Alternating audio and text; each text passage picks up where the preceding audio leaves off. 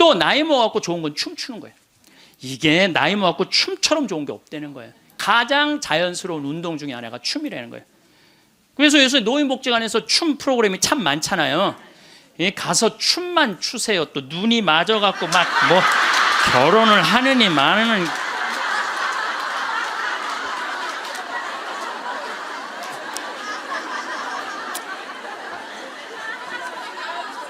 그래서 늙어서 행복하게 살기 위해서는 첫 번째, 무조건 집을 나가라.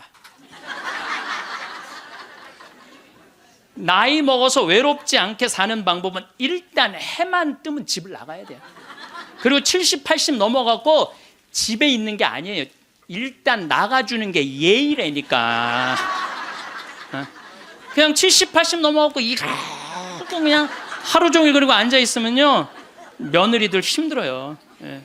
며느리들만 힘들게 아니라 여러분들도 심심해서 죽는다는 거예요.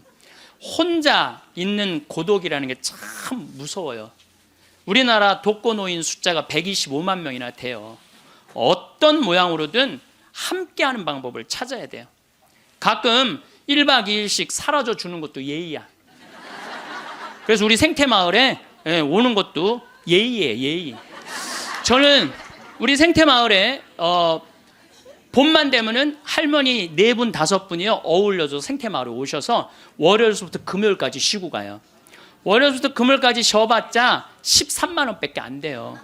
아니 여러분들 일주일 동안 내 손으로 밥 안 하고 먹여주지, 재워주지, 찜질방 있지, 산책로 있지, 미사 있지, 강의 있지. 1년에 한두 번 13만 원 위해서 나를 못 써요? 근데 그 할머니들이 이제 몇 년을 오는데 그 할머니들이 나한테 이구동성을 하는 얘기가 있어요. 신부님 말대로 집 잡혀서 이렇게 내가 쓰다 보니까 인생이 너무 즐겁다는 거야. 인생이 너무 즐겁다는 거야. 집 잡혀서 쓰다 보니까 인생이 너무너무 즐겁다는 거야. 사는 게 너무 행복하다고 그래요. 요즘 우리 어머니 친구들이 매일 모여서 우리 집에서 먹고 막 춤도 춘대요. 음악 틀어놓고 춤도 추고. 그리고 또 뭐예요? 니마 그 강을 건너지 마오도 가서 보고 국제시장도 가서 보고 왔는데 평생 영화 안 보러 가시던 분인데 요즘 보러 다녀요. 80세 돼 갖고. 근데 어머니가 하시는 말씀이 이제 사는 게 재밌대. 쓰니까 재밌는 거 쓰니까. 여러분들 국제시장에 유일한 내 귀에 들어오는 단어가 딱 하나 있어요. 이 한덕수라는 친구가 함흥 일사후퇴에서 오잖아요. 네가 장남이니까 네 책임져지라고. 그러니까 이제 자기가 대학도 못 들어가고 파독 광부가 되죠. 그런데 다시 돌아와요. 해양대학에 합격을 해요. 돌아와서. 근데 베트남 또 참전을 가요. 동생하고 꽃분이네 가게 그거 구한다고. 근데 그 부인이 한마디 해요. 당신 왜 가족을 위해서만 사느냐고. 당신을 위해서도 살으라고. 당신을 위해서도 살으라고. 그런데도 이 사람은 끝까지 가족을 위해서 마지막까지 살죠. 그 여의도에서 막순이라고 함흥에서 놓친 그 이제 미국에 이제 입양돼 갖고 정말 눈물 콧물 다 빼죠. 근데 저는 이런 생각이 들어요. 대한민국에 지금 70, 80대 되신 분들이 이 나라 일으켜 세운 거예요. 이 나라 일으켜 세우고 고생이란 고생은 다 하고. 그럼 이제 호강할 때도 됐는데 아직도 뭐가 몸에 뱉냐면 나 같은 게 무슨 호강이야. 이런 생각을 하는 분들이 너무 많아요. 그래서 여러분들 제발 집을 나가세요. 네. 집을 무조건 나가야 돼요. 집을 나가야지 집 안에 있으면 안 돼. 그래서 월요일 날은 경복궁이 쉬죠. 화요일 날은 경복궁, 수요일 날은 덕수궁, 목요일 날은 창덕궁, 금요일 날은 국립박물관, 토요일 날은 온양온천. 전철 공짜냐. 온양온천 갔다 오고, 일요일 날은 춘천 갔다 오고. 그렇게 계속 돌아다니는 거예요. 계속. 돈 하나도 안 들어요. 다 무료 입장이야. 다 무료 입장. 내가 말하는 데는 다 무료 입장이야. 그렇게 계속 돌아다니다 보면은요, 죽을 때 어떻게 죽는다고? 지쳐서 죽는다니까. 지쳐서. 죽을 때 지쳐서 죽어야 돼. 미국에서는 할머니, 할아버지들 사진을 찍어놔요. 사진을 찍어놓고 3개월 동안 뭐를 시키느냐 하면은 3개월 동안 뭐를 시키느냐 하면은 운동을 시켜요. 헬스도 하게 하고 그다음에 파티도 하게 하고 럭비도 하게 하고 그렇게 3개월 동안 그 3개월 후에 다시 사진을 찍어요. 그랬더니 3개월 전에 찍은 사진보다 3개월 후에 찍은 사진이 훨씬 젊게 보이더라 이거예요. 사람은요 어떤 마음을 가지고 사느냐에 따라서 생김새도 달라진다는 거예요. 나는 늙었어. 난 이제 죽을 거야. 죽을 날만 계속 기다리고 있잖아요. 그러면 그냥 죽는 거예요. 그 우리나라 그 의사 선생님들이 100살 넘은 분들한테 문의를 했어요. 손수건 있어요. 걱정하지 마세요. 여러분들이 너무 많아갖고 지금 더워서. 또 강원도는 오늘 영하 17도예요. 영하 17도라 내복을 입고 왔더니 우리는 내복을 안 입으면은 추워서 못 살아요. 어쨌거나 100살 넘은 분들한테 물어봤어요. 이렇게 100살까지 어떻게 건강하게 사느냐고. 근데 100살 넘은 모든 분이 똑같이 뭐라고 얘기냐면 해만 뜨면 집을 나간다는 거예요. 여러분 오늘 해만 뜨면 여기 나오니까 좋아요 안 좋아요? 좋잖아. 천주교가 얼마나 할 일이 많아요. 그래서 여러분들 나는 성당 다니는 거 나이 먹어서 참 좋다고 생각해. 성당 다니는 거. 성당 갈 때까지 걸어가요 안 걸어가요? 걸어. 올 때 걸어오고. 그리고 또 우리 천주교가 미사 참여할 때 그냥 놔둬요. 일어나라 앉아라 들어와라 나가라. 얼마나 많이 시켜 미사 때마다. 그리고 여러분들 나이 먹어서요 이렇게 많은 사람들 속에 어우러져 있으면요 자기가 의식이 젊어진대요. 그래서 뭐가 안 걸리냐면 치매가 안 걸리는 거예요. 치매가. 그래서 레주하는 할머니들이 되게 자다가 돌아가신대. 많이 끝까지 활동한다가 지쳐서 죽는 거예요. 지쳐서. 레주하는 할머니들이 끝까지 활동하다가 지쳐서 죽는 거예요. 지쳐서. 그러니까 여러분들 성당 다니는 거 참 좋은 거예요. 그리고 제가 권하는 거는 무기력증에 빠지지 않기 위해서 가장 중요한 거 운동하는 거예요. 헬스 자전거 타는 거. 헬스 자전거 꼭 타세요. 허벅지에 근육이 풀리잖아요. 그때부터 누워서 똥오줌 싸는 거예요. 여러분들 누워서 똥오줌 싸는 사람들 많이 보셨어요? 아마 내가 제일 많이 봤을 거야. 누워서 똥오줌. 왜냐면 환자 봉송체 나가니까. 그러면요 한 5년 10년 누워서 똥오줌 싸는 집에 들어가잖아요. 온 집안에 냄새가 배 있어요. 온 집안에. 그러니 그 집이 기쁨이 있겠어요 없겠어요? 본인만 삶의 질이 떨어지는 게 아니라 그 가족 전체가 삶의 질이 떨어지는 거예요. 또 내가 또 가정방문 간다고 또 청소해놓고 향수는 뿌려갖고 이게 향수하고 섞여갖고 무슨 냄새인지 구분이 안 돼.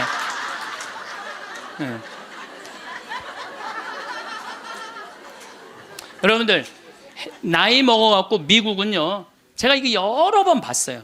미국은요 90살이 넘어서 다리가 풀려갖고 거동을 못하는 분들한테 의사가 약 처방 안 해요. 뭘 처방하냐면 헬스장 가라고 그래요. 헬스장. 왜냐하면 몸에 근육이 있으면요 잠도 잘 와요. 몸에 근육이 있으면 잠도 잘 오고 또 몸에 근육이 있으면은 누워서 똥오줌 안 싼다는 거예요. 그래서 어떤 할아버지는 헬스를 하면서부터 어깨가 넓어져갖고 양복을 다시 맞추고 춤도 추고 그런다는 거예요. 돈 쓰는 거 아깝다고 72%의 돈 쓰는 거 아깝다고 72%의 할머니 할아버지들이 아무것도 안 해서 집에만 있는다는 거예요. 우리나라에 지금 72%의 할머니 할아버지들이 돈 쓰는 거 무섭고 아깝다고 아무것도 안 하고 집에서 있는다는 거예요. 그런데 이 중에 45%는 극빈자예요. 극빈자라고 그러는 거는 정말 어려운 분들이 우리나라 OECD 국가 중에 노인 가장 가난한 나라가 우리나라예요. 이것도 참 슬픈 일이에요. 왜냐하면 우리나라가 정말 잘 사는 나라거든요. 여러분들 우리나라 잘 사는 나라인지 모르세요? 알죠? 잘 살아요. 이번에도 뭐 1조 1000억 달러를 달성하고 무역 흑자 500억 달러가 넘는 나라예요. 그런데 노인들은 OECD 국가 중에 가장 가난해. 이게 참 슬픈 일이에요. 근데 어쨌든 45%는 정말 쓸 돈이 없는 할머니 할아버지들이에요. 그런데 나머지 27%는 돈 쓰는 게 아까워서 못 쓰는 분들이에요. 27%는 여러분들이 여가 활동도 하지 않고 27%의 할머니들 아무것도 안 하면 이 할머니들이 뭐 하는 거냐면 나중에 누워서 똥 오줌 싸는 거예요. 여러분들 이 돈 간병인 병원비로 다 씁니다. 안 쓰는 거.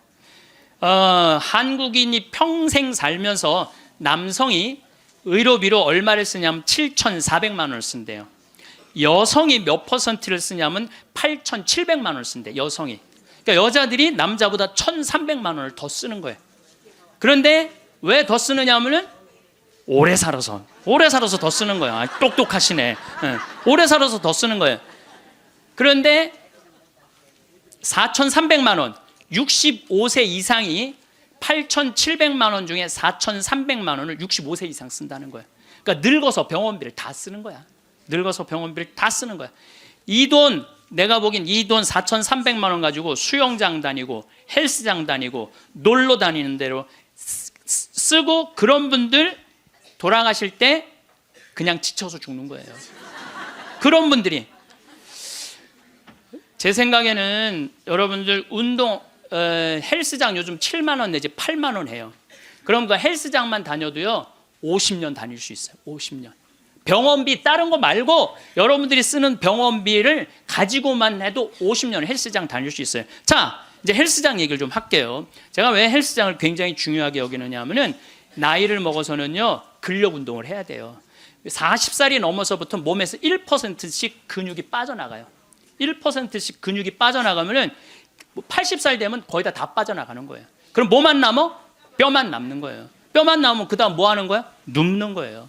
그래서 그 근육을 보충해 주려면 고기도 일주일에 한 번은 먹어야 되고, 또 헬스장. 자, 신부님 저 돈이 하나도 없어요. 신부님은 맨날 돈 있는 사람 얘기만 해요.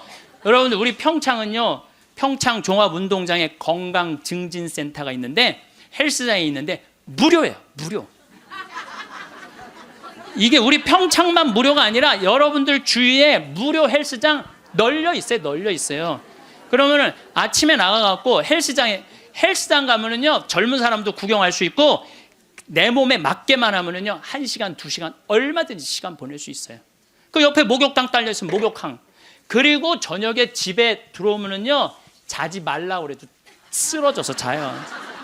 네, 자지 말라고 그래도 쓰러져서 자요. 근데 문제는 뭐냐면은 할머니들 중에 이런 분들이, 신부님 나이를 먹으니까 잠이 안 와. 이런 분들은 왜 잠이 안 오냐면 하루 종일 소파에 앉아갖고. 저는 지난 가을에 우리 어머니 아버지가 우리 생태마을에 오래간만에 오셨어요. 근데 아버지가 주치를 참 잘 캐요. 아버지 산삼도 잘 캐지만 주치, 3대 명약이 있다고 그러잖아요. 산삼, 주치, 동충하초. 근데 우리 아버지는 산삼도 캐서 나 먹이고 동충하초도 주치도 캐서 먹여요. 그러니까 우리 아버지가 가을 내내 산에 다니면서 주치를 캤어요. 인터넷 가서 찾아보세요. 네. 그게 우리 보통 서민들이 먹는 산삼만큼 좋은 약이라고 그래요. 그러니까 빨간 건데, 어쨌든 그거를 아버지가 가을 84살 드신 아버지가 아침만 해만 뜨면 산에 올라가셨어요. 근데 저는 말리지 않았어요. 왜 말리지 않았느냐 하면은 그게 아버지의 기쁨이고, 그 걱정은 되죠. 84살에 산에 들어가고 길을 잃어버리거나 낙상을 하거나 그럼 걱정은 돼요. 그래도 나는 아버지 그냥 산에 가시게 했어요. 아버지 방에 들어가서 쉬시라고, 가만히 있으라고.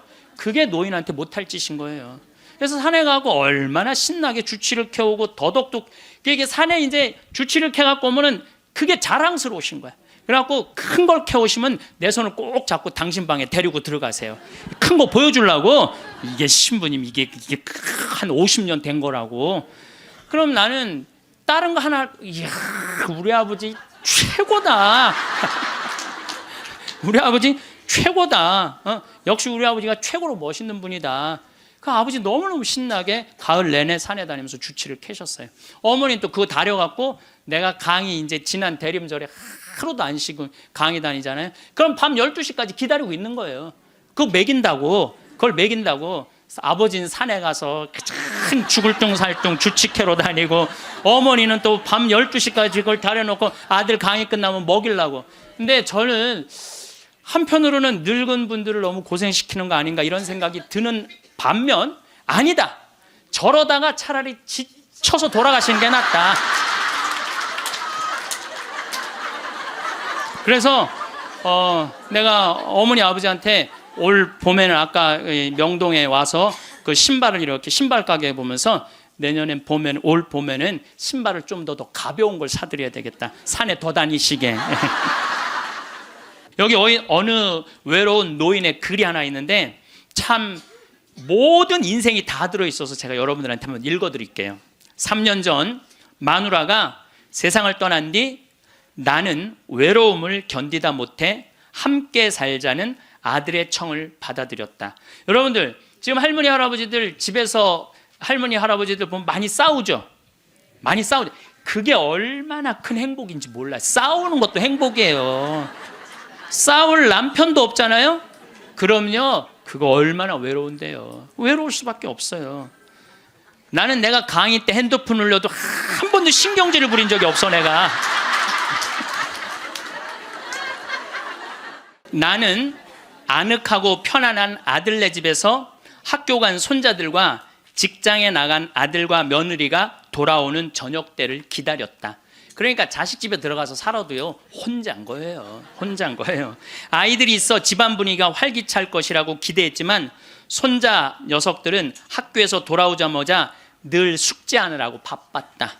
공부하느냐고 할머니 할아버지랑 놀아줄 시간 없다는 얘기예요. 하루에 한 번 저녁 시간에 온 식구가 모였는데 식사 분위기는 대체로 딱딱했다. 가끔 어린 손자가 학교에서 일어난 일을 얘기하며 깔깔대면 제 어미가 할아버지 앞에서 떠들면 못 써 하고 야단을 쳤다. 사실 나는 녀석들이 짓거리는 일이 즐거웠는데 말이다. 차를 마실 때라도 두런두런 이야기를 나누면 좋으련만 아들이 아버님 늦었습니다. 이제 그만 주무시지요 하고 말하면 나는 잠이 오지 않아도 내 방에 가야 했다. 감옥이 있죠. 감옥. 바깥에 나가고 혼자 있을 수도 없고 자식하고 산다고 행복한 게 아니라니까요. 그러던 어느 날 이웃 노인 몇 사람과 오래간만에 즐겁게 마작을 하다가 시간 가는 줄 몰랐다. 그러다 저녁에 퇴근한 며느리에게 그 노인들 식사를 같이 부탁했는데 며느리가 진수성찬을 차려 올렸다. 그런데 이튿날 아침이었다. 아들이 미리 말도 없이 손님을 청하면 어떡하냐면서 앞으로 그러지 마세요라고 말했다. 언젠가부터 나는 자주 배가 고팠다. 금방 밥을 먹어도 또 배가 고팠는데 냉장고에 내가 먹을 만한 간식이 없었다. 그래서 나는 매일 늙은 행상한테서 만두를 3상자씩 사 먹었다. 그 뒤로는 뱃속이 편안했고 하루 종일 목소리를 쓰지 않는 나로서는 만두 장수와 이야기 나누는 일도 즐거웠다. 여러분들 늙으면은요 이 만두 장사랑 얘기 나누는 것도 즐거워. 나하고 누가 말만 해줘도. 그래서 우리 생태마을에 전화해갖고 할머니들요 무지하게 통화 오래 하는 말이 많아요. 어느 날 만두 장수는 내게 줄 거스름돈이 모자라 나중에 며느리를 통해서 돈을 건네주었는데 며느리는 아버님이 이렇게 직접 사다 드시면 사람들이 우리가 아버님을 잘 돌보지 않는다고 생각할 거예요 라고 말했다. 그렇게 2년이 흘렀다. 갈증이 나고 자주 오줌이 마려운 증세가 더 심해져 병원에 갔더니 당뇨병이라고 했다. 아들은 너무 많이 드셔서 그 병에 걸린 겁니다 라고 말했다. 며칠 뒤 내 몸은 회복됐지만 마음은 뒤숭숭했다. 그러다 문득 마누라 장례식 때 보고 여태 만나지 못한 친구가 생각났다. 그때 친구는 장례식장에서 양로원 생활이 즐겁다고 했다. 같은 연배의 늙은이들과 산책도 하고 요리도 하고 밤 늦게까지 얘기도 나눈다며 만족한 표정을 지었다. 내가 들어갈 방도 있냐고 묻자 친구는 자네는 아들과 더불어 만년을 편안히 즐기게 라고 말했다. 여러분들 늙어서요 늙은 친구들하고 어울려서 노는 게 행복할 것 같아요. 나 쳐다보지도 않는 아들하고 사는 게 행복할 것 같아요. 여러분들 여기 지금 늙은 친구들하고 오신 분들 많죠? 네. 아들이 여기 와서 놀아줄 수 있어요? 못 놀아줘요? 못 놀아줘요. 그러니까 이 생각을 바꿔야 된다는 거예요. 그냥 돈을 꾸리고 아껴서 그 옆에 있는 소중한 친구하고 밥 한번 사 먹을 생각 안 하고 자식 뒷돈 대줄 생각만 해요. 그 정신 나간 엄마 아빠들이라는 거예요. 그러면 나는 그 친구의 말에 공감했지만 이미 3년을 편안하게 보냈으니 그것으로 족하지 않는가. 나는 자리에서 일어나 주섬주섬 짐을 꾸렸다. 옛 친구들이 있는 곳으로 가기 위해. 제가 가끔 삼성 노블카운티 또 유무상통 마을, 그야말로 돈이 있는 할머니 할아버지들 노인 요양시설에 가서 강의를 해요. 그분들 참 멋지게 살더라고요. 해주는 밥 딱딱 먹고 수영장 있고 삼성 노블카운티는 골프 클럽도 있더라고. 같이 골프도 치러 다니고. 여러분들 다 하실 수 있어요. 뭐만 하면, 학원만 끊으면, 욕심만 버리면 여러분들 다 하실 수 있어요. 대한민국은요 지금 얼마든지 행복하게 살 수 있는 길인데 이놈의 욕심이 지금 대한민국을 막고 있는 거예요. 저는 고등학교 3학년 때까지 어머니 아버지가 저를 키웠어요. 저는 우리 집 막내로서 정말 사랑 많이 받고 자랐어요. 그 신학교 들어가니까 누가 날 키워줬어? 교회가 날 키워줬어. 신학교, 교회가. 신부 되고 보니까 너무 고마워. 그래서 20년 동안 나 키워준 어머니 아버지한테 은혜를 갚으리라. 내가 받은 만큼은 돌려주리라. 그래갖고 내가 신부 돼갖고 첫 사목 활동비 받았을 때 45만 원인가 받았어요. 그 24년 전에요. 어머니 25,000원, 아버지 25,000원 용돈 드렸다니까요. 그렇게 20년 동안 한 달도 안 빠지고 용돈 드렸어요. 4년 전에 끝났어. 4년 전에 계산 끝났어요. 그런데도 어머니 아버지가 갈 생각을 안 하네. 아버지 85, 어머니 83인데 너무 정정하신 거예요. 근데 저는 괜찮아요. 왜냐하면 여러분들, 저는 사실은 어머니 아버지를 전 참 많이 사랑해요. 이제는요 자식이 효도로 부모를 모시는 시대는 끝났어요. 자식이 부모를 얼마나 사랑하느냐가 결정적이에요. 너무 사랑하면 보고 싶잖아. 자꾸 같이 있고 싶고. 사랑은 그거 아니에요? 보고 싶고 같이 있고 싶고. 그러니까 아버지가 85이 돼도 어머니가 83이 돼도 항상 머릿속에는 시간만 되면 아버지 어머니 보러 가고 싶다, 이 생각을 좀 갖고 있어요. 이건 효도의 차원이 아니에요. 사랑의 차원이지. 그러니까 나는 또 어머니 아버지가 살아있는 게 좋아. 왜냐하면 어머니 아버지 죽으면 아무도 없잖아요. 마누라가 있어, 자식이 있어, 누가 있어. 어머니 아버지 죽으면 끝인데. 그래서 내가 어머니 아버지한테 꼭 하는 말이 있어요. 올해도 가서 말씀드렸어요. 어머니 아버지, 내가 70에 은퇴하니까 앞으로 딱 20년만 더 살아라. 그럼 아버지 105, 어머니 103이야. 그러니까 딱 20년만 더 살고 그땐 내가 안 붙잡겠다. 그땐 죽어도 된다. 저는 상관없는데 여러분들은 상관이 있어요. 왜 상관이 있느냐 하면은 70살 된 여러분들, 50, 60살 된 여러분들은 지금 나도 힘들지만 자식 결혼시켜줘야지, 또 책임져야 될 게 얼마나 많아. 그런데 늙은 어머니 아버지, 90, 100살 된 어머니 아버지까지 살아있다면은 이건 너무 힘든 거예요. 너무너무 힘든 거예요. 그러니까 인생이 즐거운 게 아니라 인생이 온통 짐이야, 짐. 그러니까 온통 짐이 되기 싫으면은요, 여러분들, 짐이 되기 싫으면요, 내 인생은 이제 내가 책임지는 거예요. 내 인생은. 그리고 여기 80 넘으신 분들 가운데 자식이 전화 안 한다고 섭섭해하지 말아요. 자식이 전화 안 한다고. 당연히 잊어먹을 때도 돼요. 그 나이 되면은. 그 나이 되면 잊어먹을 때도 돼요. 어머니 아버지가 있는지 없는지도 모르는데 무슨 전화야, 전화는. 그리고 정 목소리 듣고 싶으면 본인이 하세요. 전화기 째려보고 있지 말고. 1번 누르면 큰아들, 2번 누르면 작은 아들 나오는데 그걸 못하고 이놈의 새끼들이 손가락이 없어, 발가락이 없어, 왜 전화를 안 해? 자기가 하면 되지. 그래서 늙어서는 뭐를 버려야 되느냐면 거지 근성을 버려야 돼요. 누가 나한테 해주겠지, 날 찾아와 주겠지, 이런 생각 절대 하지 말라는 거예요. 이제 여러분들 내 인생을 내가 책임지는 방법은 딱 한 가지밖에 없어요. 자식 학원 끊는 거예요. 자식 학원 끊고 대학 다닌 자식 있으면 휴학시키고, 그리고 결혼은 네가 벌어서 가라고 그러는 거예요. 이 대한민국 이 세 가지가 안 되잖아요. 그럼 모두가 불행할 수밖에 없어요. 근데 우리나라 애들이 지금 얼마나 허약하냐 하면 우리 생태마을은 참 봄 1년 내내 일이 너무너무 많아요. 그래서 사람이 많이 필요해요.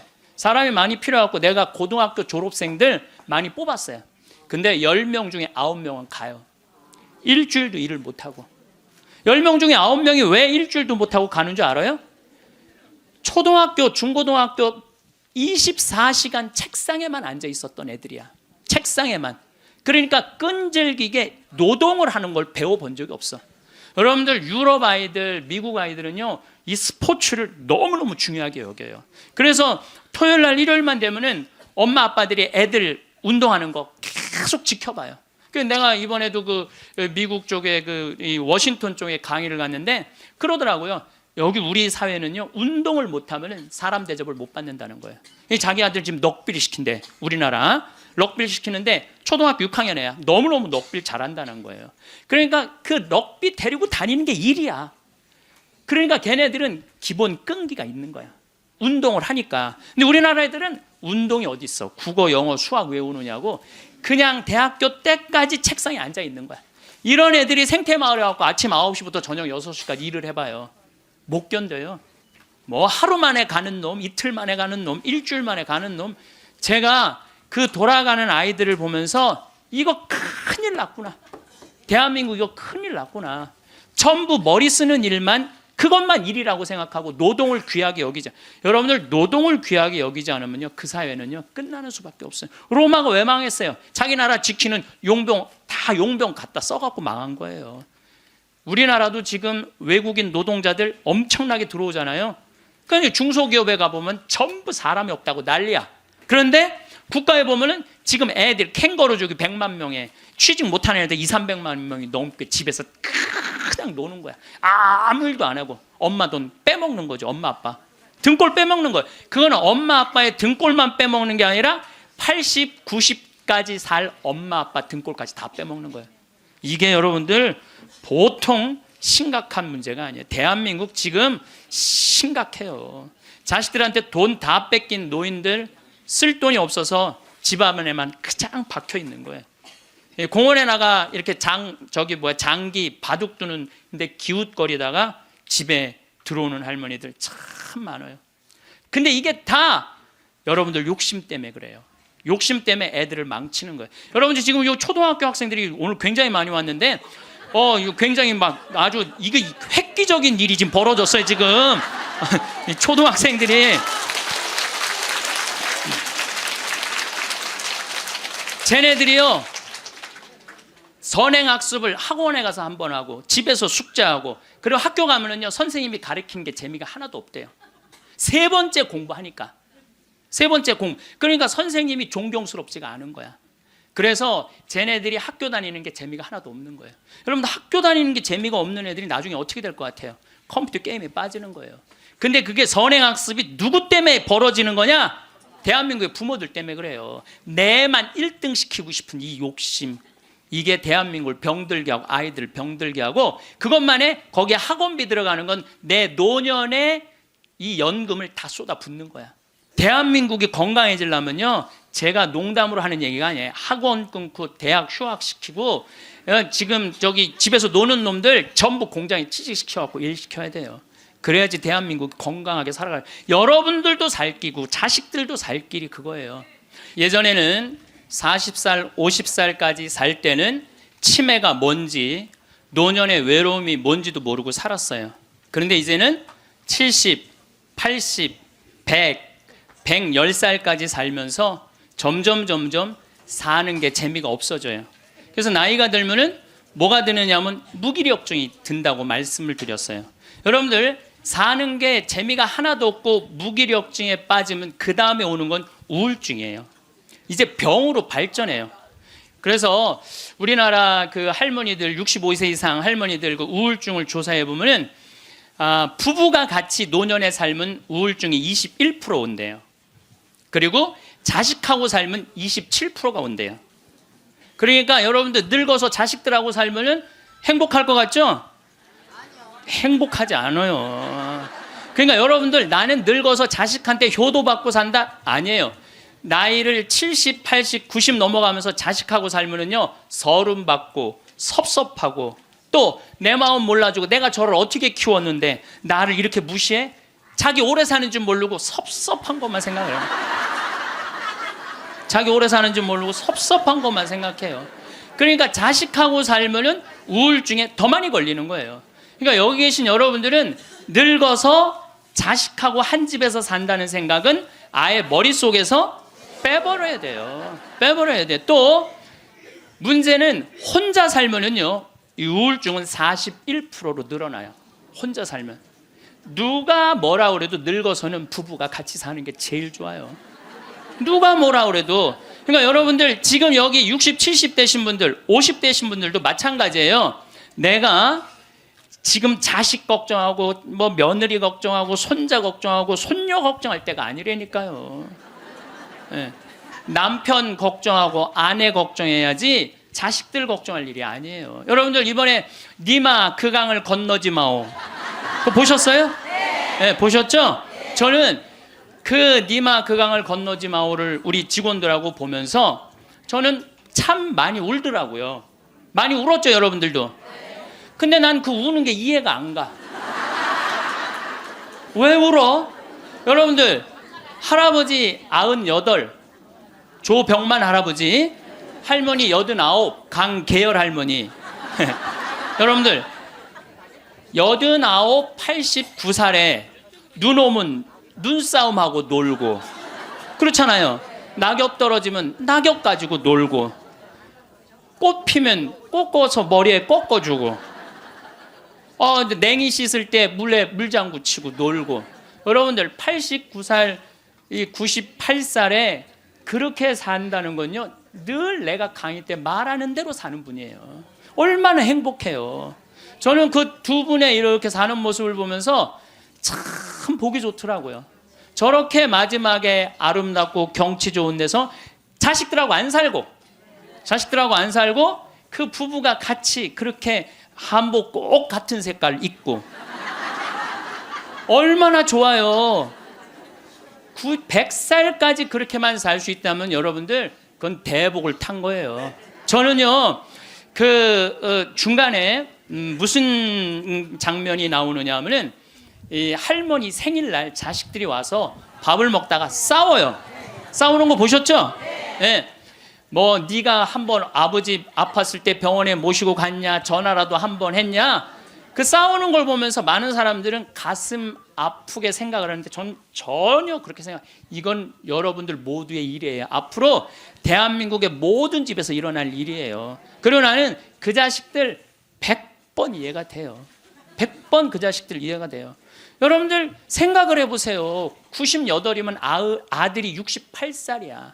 아들이 68살이면은 자기도 힘들어. 자기도 70에 들어섰는데 98살 먹은 아버지 언제 챙겨요? 98 먹은 아버지. 여러분들 생각을 해봐요.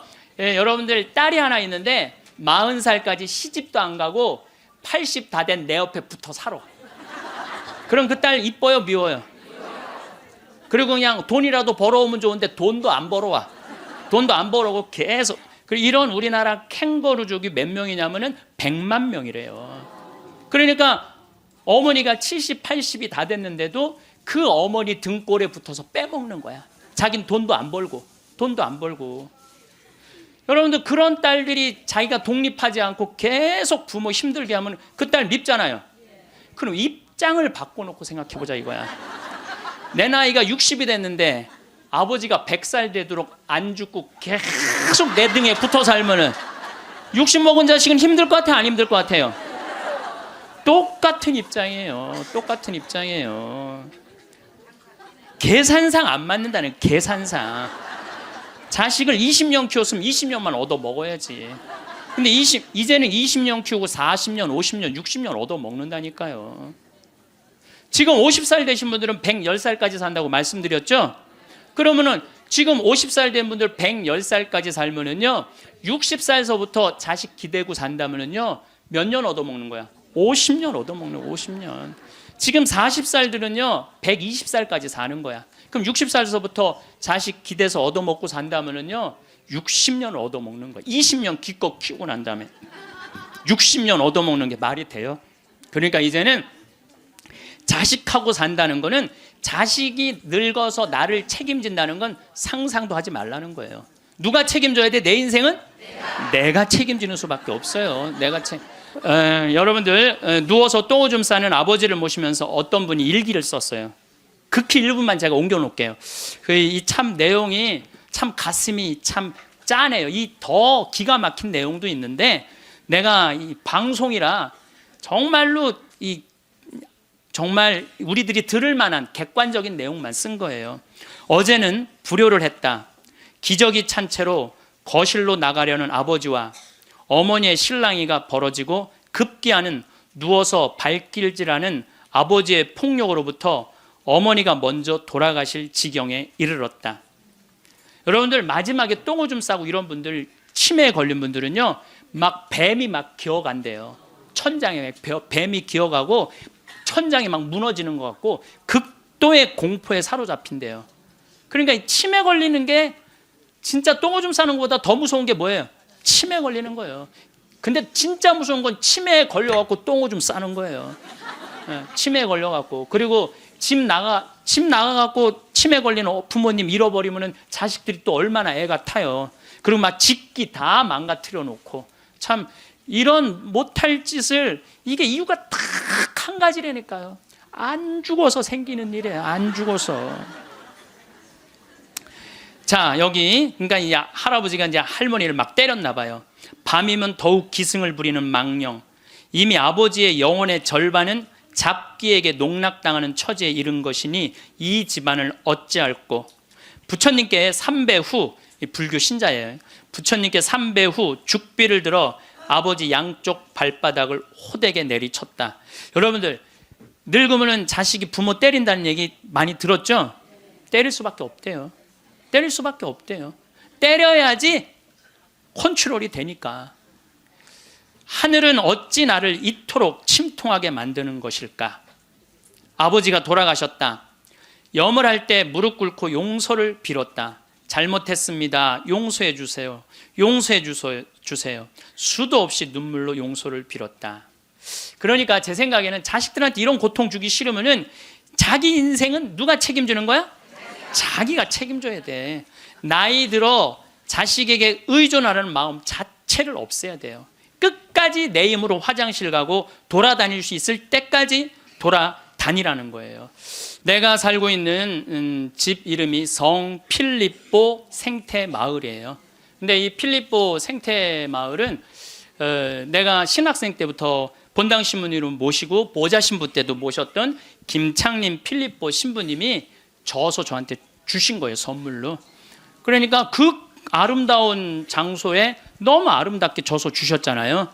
근데 그래서 신부님 본명이 필립보예요. 그래서 필립보, 성 필립보 생태마을이에요. 근데 이분이 2012년 5월 17일 저녁 8시 17분에 내 품에서 돌아가셨어요. 87세의 나이로. 근데 내가 이분의 돌아가심을 보면서 참 죽음에 대해서 많이 묵상을 했어요. 이 얘기는 내가 다음 시간에 하도록 하고 지금은 마침 기도로 이혜인 수녀님 기도를 바치겠습니다. 어느 노인의 고백이라는 기도입니다. 하루 종일 창밖을 내다보는 일이 나의 일과가 되었습니다. 누가 오지 않아도 창이 있어 고맙고 하늘도 구름도 바람도 벗이 됩니다.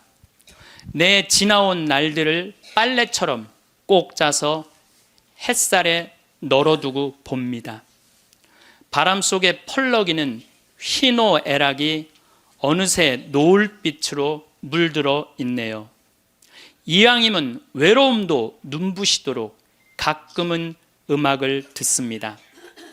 이 세상을 떠나기 전 내가 용서할 일도 용서받을 일도 참 많지만 너무 조바심하거나 걱정하진 않기로 합니다. 죽음의 침묵은 용서하고 용서받은 거라고 믿고 싶어요. 고요하고 고요하게 하나의 노래처럼 한 잎의 풀잎처럼 사라질 수 있다면 우리는 살면서 종종 이런 마음을 품습니다. 누군가 나를 챙겨주겠지. 이 정도는 누가 도와줘야 하지 않을까. 그런 기대는 자연스러운 것입니다. 사람은 혼자 살 수 없고 서로 의지하며 살아가는 존재니까요. 하지만 인생이 기대대로 움직이지 않을 때 그 실망과 분노는 고스란히 내 안에 쌓입니다. 왜 아무도 나를 돌보지 않는가? 왜 세상은 이렇게 차갑고 무심한가? 그렇게 원망의 감정이 커질수록 삶은 더 무겁게 느껴집니다. 환경을 탓하고 다른 사람을 탓하는 것은 쉽습니다. 그렇게 하면 당장은 마음이 편해지는 것 같습니다. 내 잘못이 아니라는 안도감, 내가 노력해도 소용없다는 체념.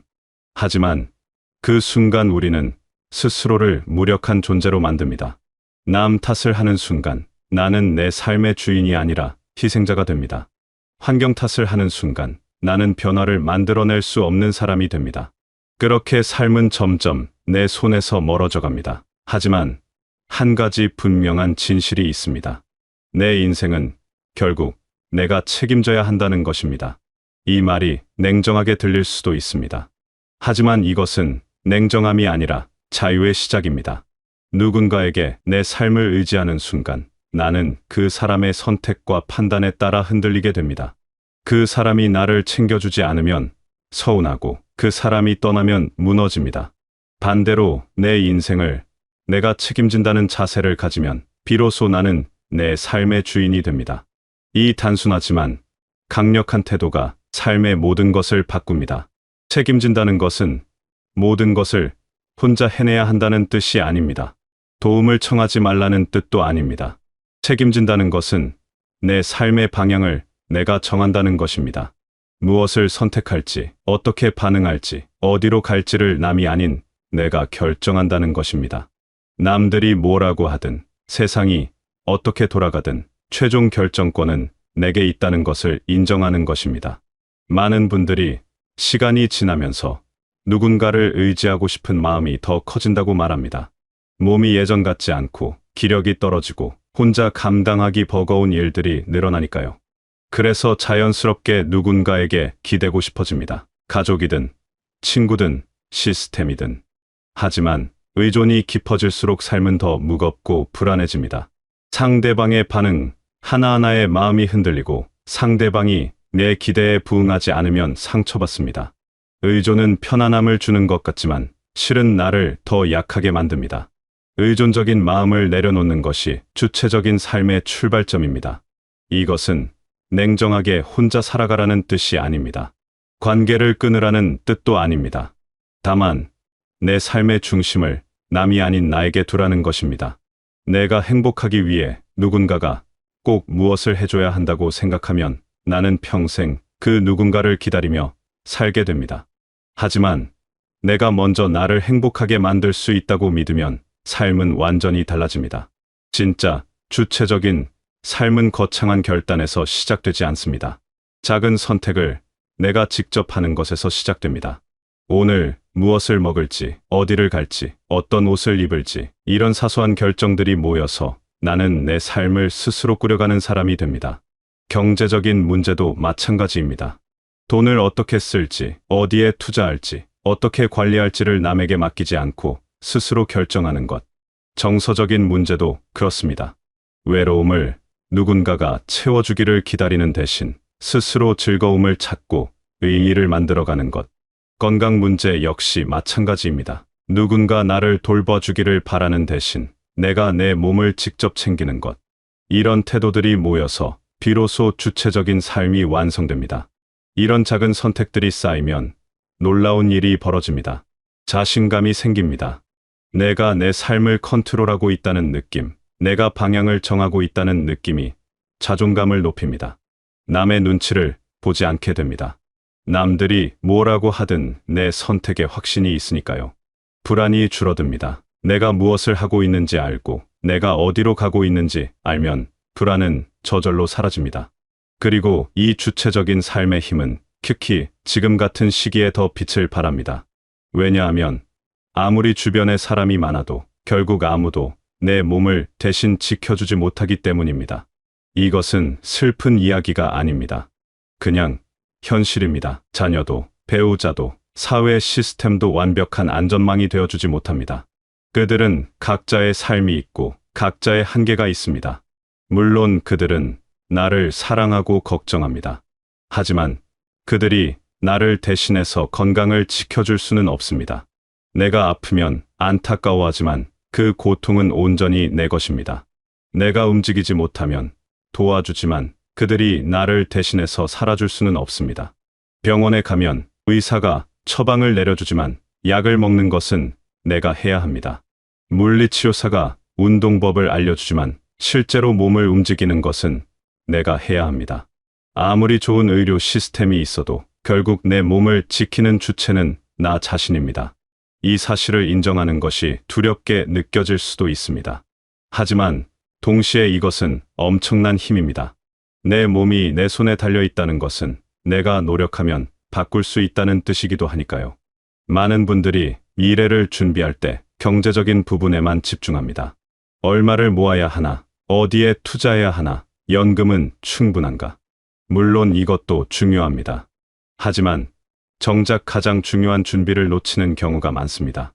그것은 바로 몸입니다. 돈이 아무리 많아도 몸이 따라주지 않으면 삶의 질은 떨어집니다.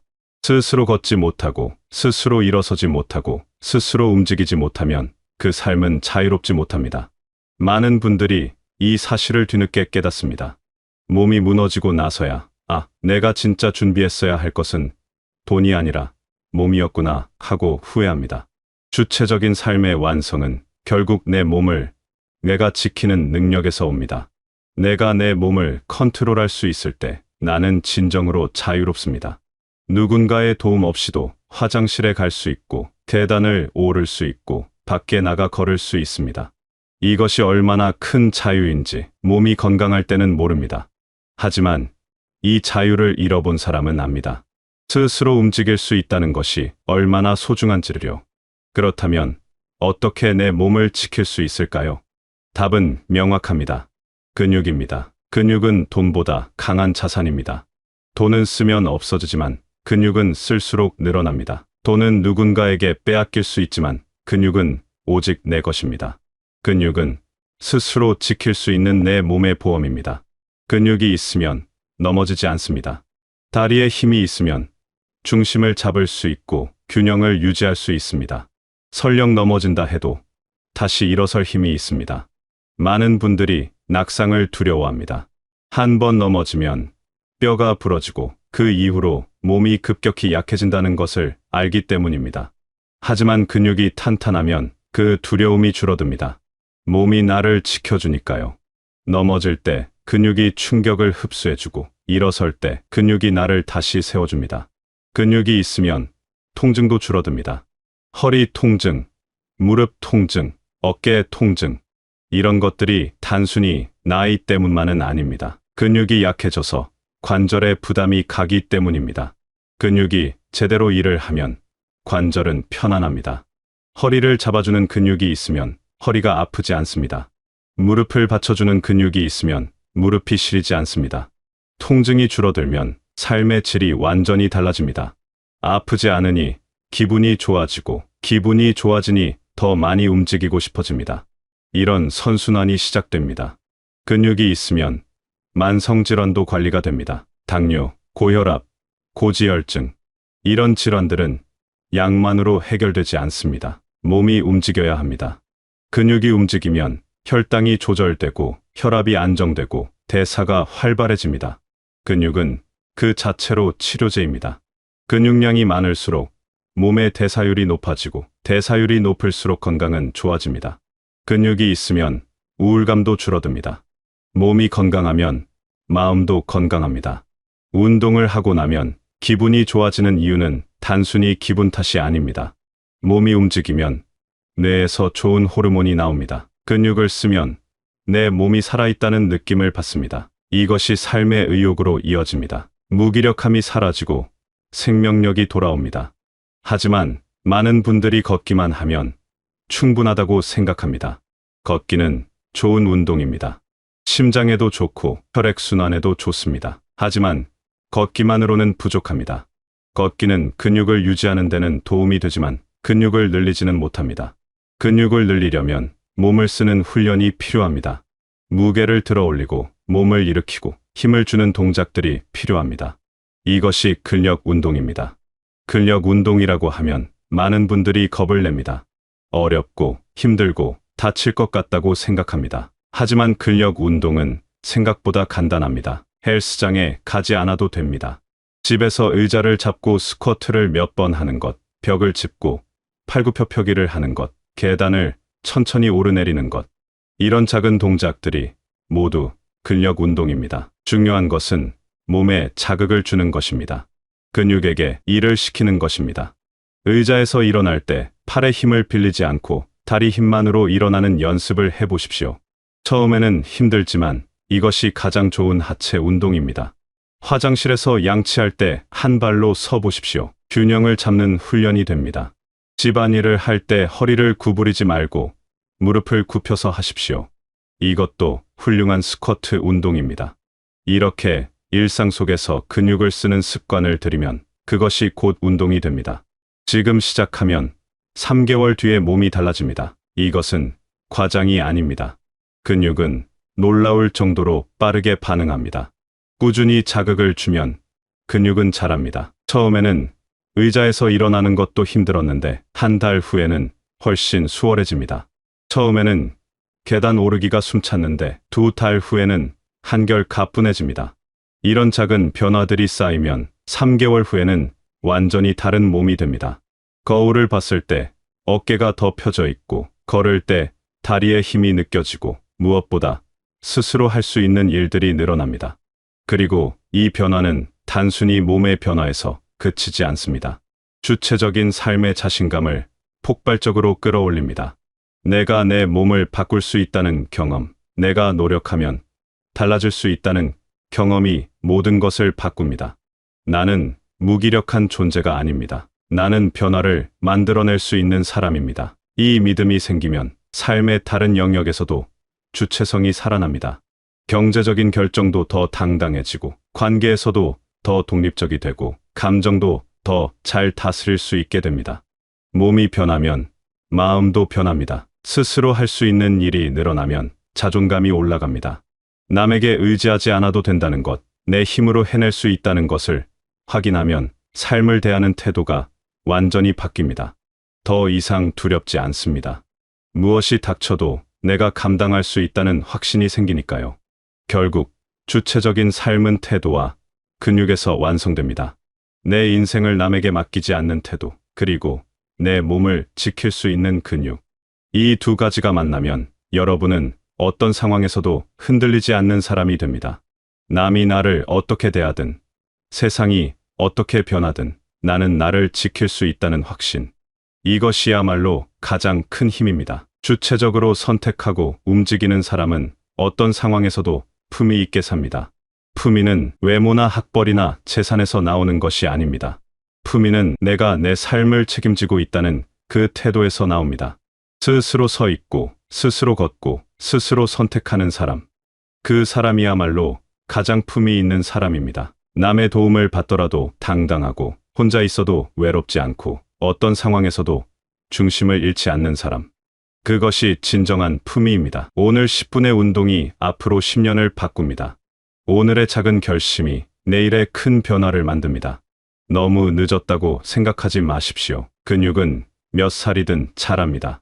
몸은 몇 살이든 변합니다. 중요한 것은 시작하는 것입니다.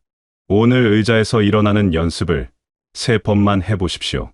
오늘 계단을 한 층만 천천히 올라가 보십시오. 그 작은 시작이 여러분의 삶을 완전히 바꿀 것입니다. 여러분은 충분히 강한 사람입니다. 지금까지 수많은 어려움을 이겨냈습니다. 그 힘이 여전히 여러분 안에 있습니다. 다만 그 힘을 다시 깨워야 할 뿐입니다. 몸을 움직이면 그 힘이 깨어납니다. 근육을 쓰면 생명력이 돌아옵니다. 여러분은 아직 끝나지 않았습니다. 여러분의 가장 주체적이고 당당한 시간이 바로 지금부터 시작될 수 있습니다. 내 인생을 내가 책임지고 내 몸을 내가 지키는 삶. 그 삶을 오늘부터 시작하시길 바라겠습니다.